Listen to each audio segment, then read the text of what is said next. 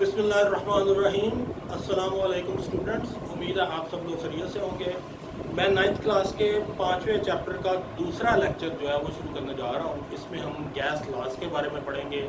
Gas laws जो है basically वो लॉज हैं जो किसी भी गैस के वॉल्यूम का डिफरेंट पैरामीटर्स के साथ रिलेशनशिप दिखाते हैं। मसलन आपने एक बॉयल्स लॉ पढ़ना है। बॉयल्स लॉ में गैस के वॉल्यूम का और प्रेशर का रिलेशनशिप जो है वो डिस्कस किया गया है। और चार्ल्स लॉ में गैस के वॉल्यूम का टेम्परेचर से रिलेशनशिप दिया गया है। तो गैस लॉज की अगर आपसे कोई डेफिनेशन पूछे तो आप कह सकते हैं these are laws that relate या give relationship between volume of a gas and different parameters like temperature and pressure. तो मैं पहला लॉ शुरू करने जा रहा हूँ, दैट इज बॉयल्स लॉ।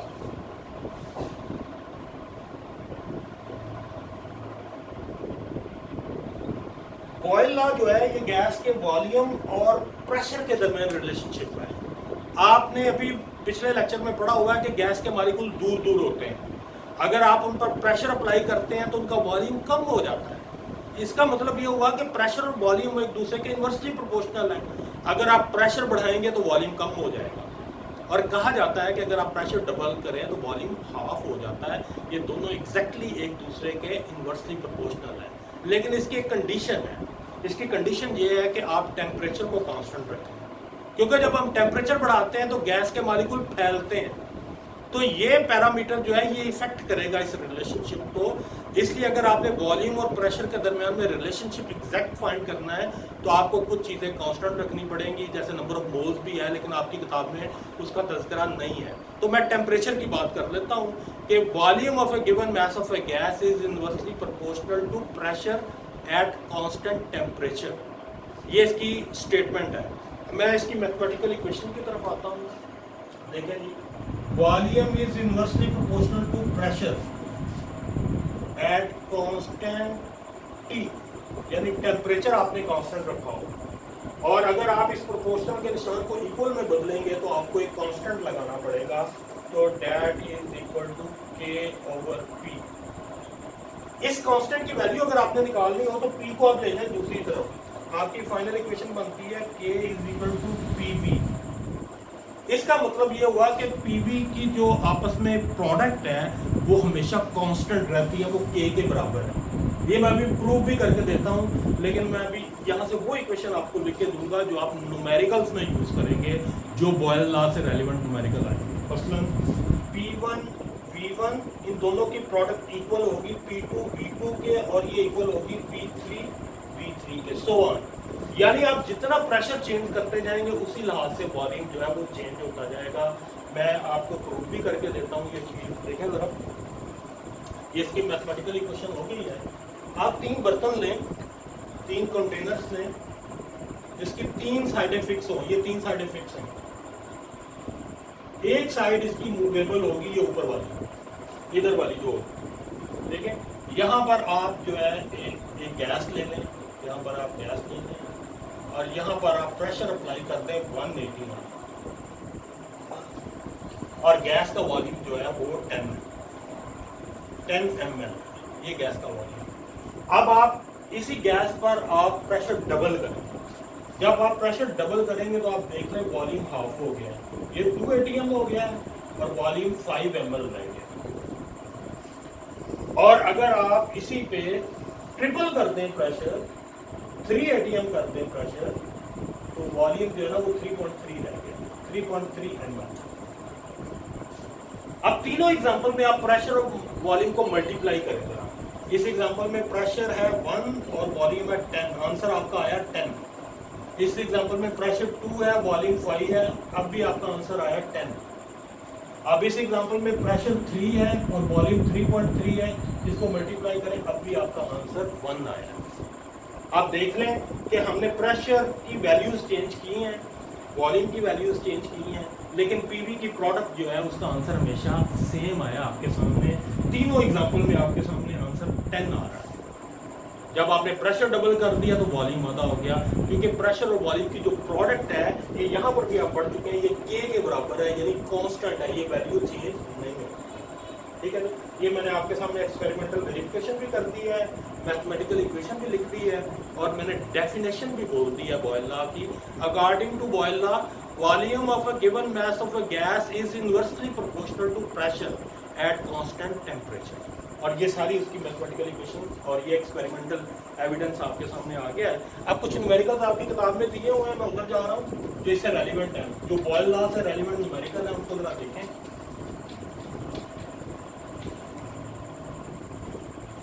ये एग्जांपल है जी 5.1, according to pressure volume changes in a gas using Boyle law. देखें जी इसकी स्टेटमेंट में पढ़ता हूँ।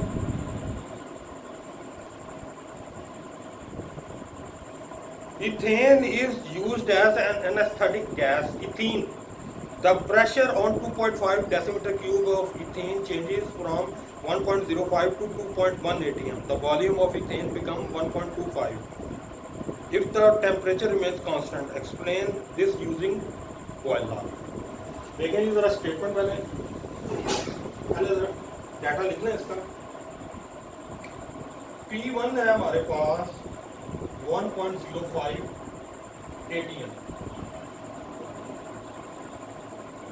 V1 है हमारे पास 2.5 डेसीमीटर, P2 है हमारे पास 2.10 atm, और V2 है हमारे पास 1.25 डेसीमीटर। अब आप P1 को V1 से मल्टीप्लाई करें और P2 को V2 से मल्टीप्लाई करें इस इक्वेशन के मुताबिक। P1 V1 is equal to P2 V2, 1.05 multiply 2.5 is equal to 2.10 multiply 1.25। दोनों तरफ आंसर आपका सेम आएगा, और ये आंसर जो दोनों तरफ आएगा वो होगा 2.6। इधर भी 2.6 आंसर आएगा, इधर भी 2.6 आंसर आएगा। आप देख लें कि पीवी की प्रोडक्ट जो है वो कांस्टेंट है। आपने वैल्यूज को बदला है, जैसे ही प्रेशर को, वॉल्यूम भी उसी लिहाज से बदल गया, और दोनों का आंसर आपको जो है वो सेम मिला है। आगे ये सेल्फ असेसमेंट एक दी हुई है। A student obtain following data in experiment of at 20 degree centigrade. देख लें जी, ये उसने डाटा दिया हुआ है प्रेशर का और वॉल्यूम का। वो कह रहा है जी एक्सप्लेन करें pressure volume relationship using this data. आप सभी जो एग्जांपल जो ऊपर दिए गए हैं एग्जांपल, इसमें आपने जो प्रेशर है उसको आपने उसी रिस्पेक्टिव वॉल्यूम से मल्टीप्लाई करना है, और सभी एग्जांपल में आप देखें कि आंसर आपका सेम आएगा। जैसे इधर आया ये सेम आएगा, प्रेशर को वॉल्यूम से मल्टीप्लाई करेंगे सेम आंसर आएगा। तो ये आप खुद कर लीजिएगा परफॉर्म, और इससे साबित होगा P1 V1 is equal to P2 V2 is equal to P3 V3 is equal to P4 V4 और is equal to P5 V5। ये सब कुछ जो है ना इससे प्रूव होगा। अब नेक्स्ट स्टेटमेंट देखें जी जरा, एक और न्यूमेरिकल आ गया। Ammonia gas is used as refrigerant, 0.474 atm. Pressure is required to change 2000 centimeter cube sample of ammonia initially at 1.0 atm to 4.22 decimeter cube at constant temperature. Show this data satisfy Boyle's law.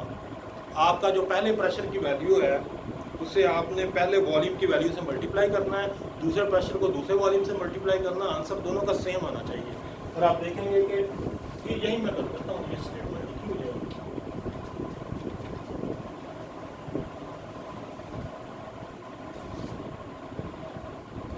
P1 है हमारे पास 0.474 atm, P1 है हमारे पास 2000 decimetre cube, P2 है हमारे पास 4.22 atm और V2 हमारे पास है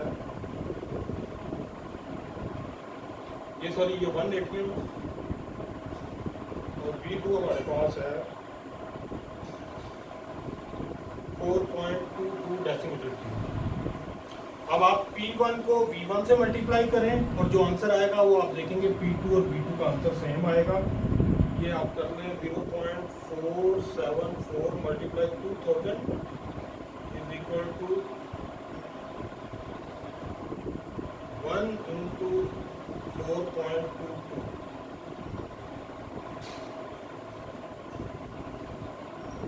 और और ये जो आपके आंसर आ रहे हैं ये ज़रा डिफरेंट आ रहे हैं। यहाँ पर आपका आंसर है 0.948 इज इक्वल टू, इसका जो आंसर आ रहा है वो आ रहा है 4.22। इसका मतलब ये हुआ कि P1 V1 is not equal to P2 V2।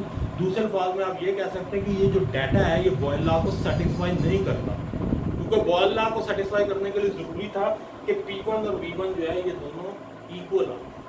तो ये आपका बॉयल लॉ जो है वो खत्म हो गया है। नेक्स्ट चार्ल्स लॉ की तरफ मैं जा रहा हूँ। चार्ल्स लॉ में हमने वॉल्यूम और टेम्परेचर में रिलेशनशिप फाइंड करना है।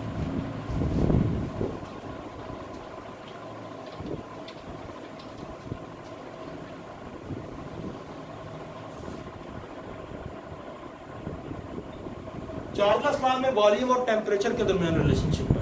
आप जानते हैं कि जब हम टेम्परेचर बढ़ाते हैं तो गैस के मॉलिक्यूलों की काइनेटिक एनर्जी बढ़ जाती है, वो आपस में टकराते हैं, वो दीवारों से टकराते हैं, वो फैल जाते हैं। इसका मतलब ये हुआ कि जब हम टेम्परेचर बढ़ाते हैं तो वॉल्यूम बढ़ता है। दूसरे अल्फाज में आप ये कह सकते हैं कि volume of a given mass of a gas is directly proportional to absolute temperature. लेकिन एक शर्त है इसकी भी कि आपने प्रेशर को कांस्टेंट रखा हो। बॉयल्स लॉ में हमने टेम्परेचर को कांस्टेंट रखा था, चार्ल्स लॉ में आपने प्रेशर को कांस्टेंट रखना है। तो वॉल्यूम और टेम्परेचर ये दोनों एक दूसरे के डायरेक्टली प्रोपोर्शनल होंगे। डेफिनेशन भी चार्ल्स लॉ की यही है, volume of a given mass of a gas is directly proportional to absolute temperature at constant pressure. आपने प्रेशर को कांस्टेंट लेना। अब आप इसे बदले इक्वल के निशान पे तो आपको कांस्टेंट लगाना पड़ेगा के, और अगर आप के की वैल्यू निकालना चाहते हो तो टी को ले जाए दूसरी तरफ, आपकी इक्वेशन बनेगी v ओवर टी।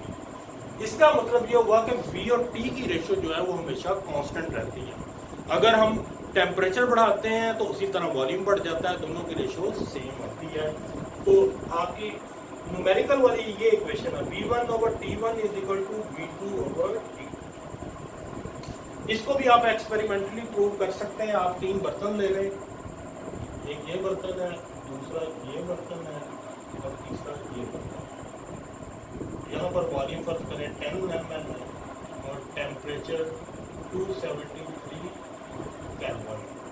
एक बात आप ध्यान में रखिएगा, केमिस्ट्री में जब भी आप न्यूमेरिकल करें, आपको जिस फॉर्म में भी टेम्परेचर दिया जाए पहले आपने उसे केल्विन में बदलना है, क्योंकि आमतौर पर टेम्परेचर दिए जाते हैं डिग्री सेंटीग्रेड में।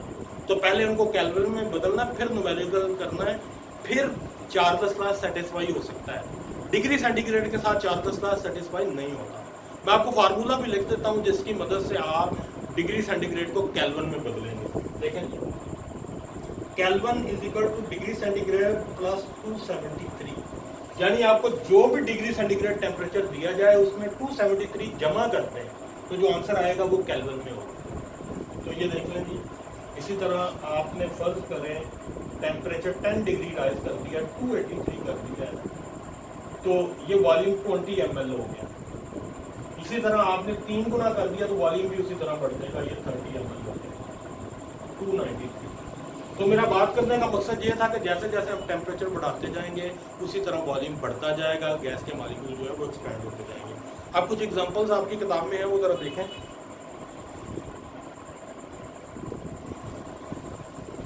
एग्जाम्पल 5.2 है जी, accounting for temperature volume changes in a gas using Charles law. ये उसने एक चार्ट दिया हुआ है, उसमें टेम्परेचर दिए हैं, वॉल्यूम दिए गए हैं। टेम्परेचर जो है वो दिए गए हैं बेसिकली डिग्री सेंटीग्रेड में, तो पहले आपने उनको केल्विन में बदल लेना है इस फार्मूले की मदद से। तो अब आप देख लें रिलेशनशिप, पहले टेम्परेचर मैं कर देता हूँ।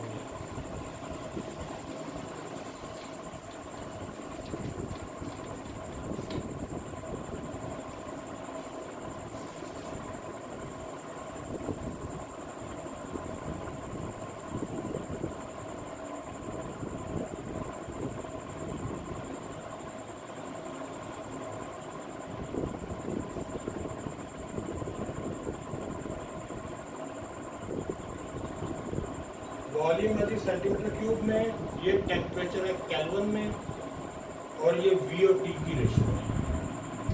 टेम्परेचर हमें 3 दिए गए, 0, 5 और 10, और वॉल्यूम दिए गए 107.9, 109.7 और 111.7।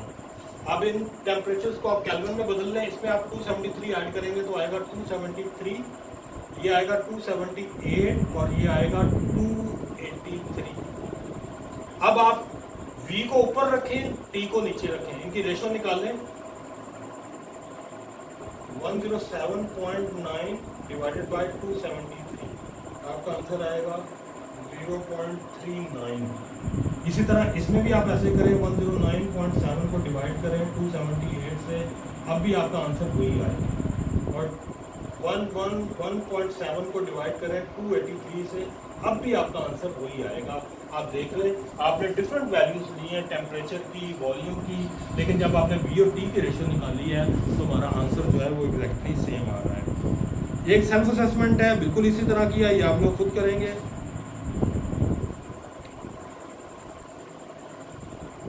ये आपका टॉपिक खत्म हो गया वैसे।